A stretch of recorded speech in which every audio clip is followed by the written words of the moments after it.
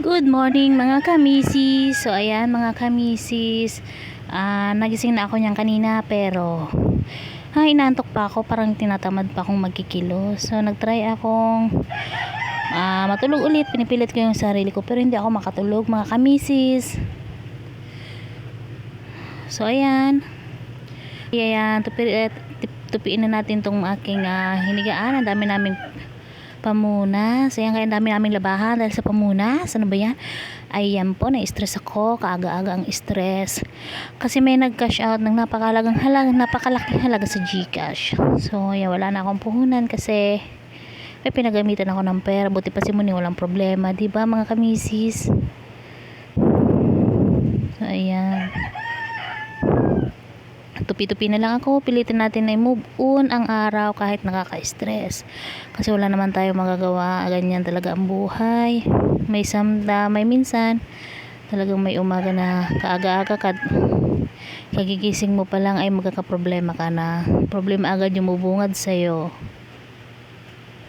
So ayan, nagtutupi po ako niyan mga kamisis. So ayan, inalis ko si Muning dito sa upuan pero bumalik siya kasi ayaw niya doon sa pinaglagyan ko sa kanya. So makita niyo dyan sa video. Ayan, tinanggal ko na yung hinigaan ni Muning. Ayan, nilagay ko siya doon sa may kabila pero babalik siya kasi ayaw niya doon, gusto niya doon sa upuan. Ayan, bumabalik siya, diba? Mas gusto niya doon sa upuan, sa sopa na matulog.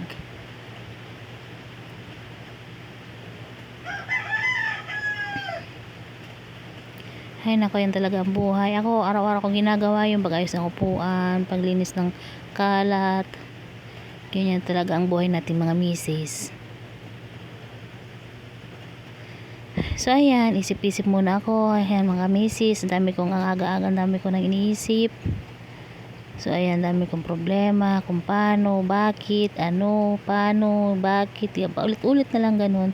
Paano, bakit, bakit ganyan. Nako. So ayan, kinakausap ko yung asawa ko na ayusin yung map kasi nasira.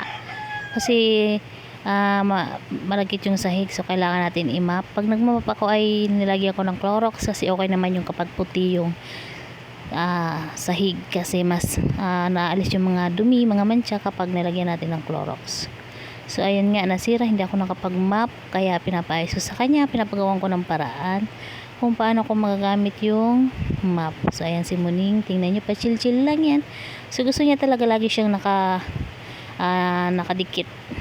nakadikit sa amin kapag ganyan, pag nasa sopa siya. Yan. Kaya pag gabi kinukulong namin siya sa kulungan kasi pag gabi baka maipit siya kasi naka siya sa higaan namin, nakatabi. Syempre pag tulog na tayo mga kamisis, baka maipit siya, diba? So nilalagay namin siya sa kulungan, tapos pag kinaumagahan saka namin siya pinapalabas sa kulungan. Yan si Muning. So ayan, diba mga kamisis, hindi ako halatang stress kasi ang taba-taba ako. Hindi pala totoo na ang stress ay nakakapayat.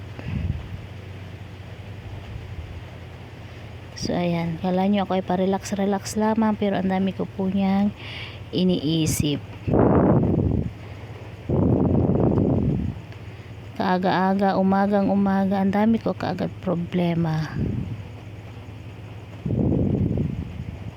Araw-araw naman ganyan mga kamisis, ganyan ako. Ang dami kong iniisip, ang dami kong pinoproblema. Pero hindi ako pumapayat. So ayun mga kamisis, bye-bye muna. See you next video.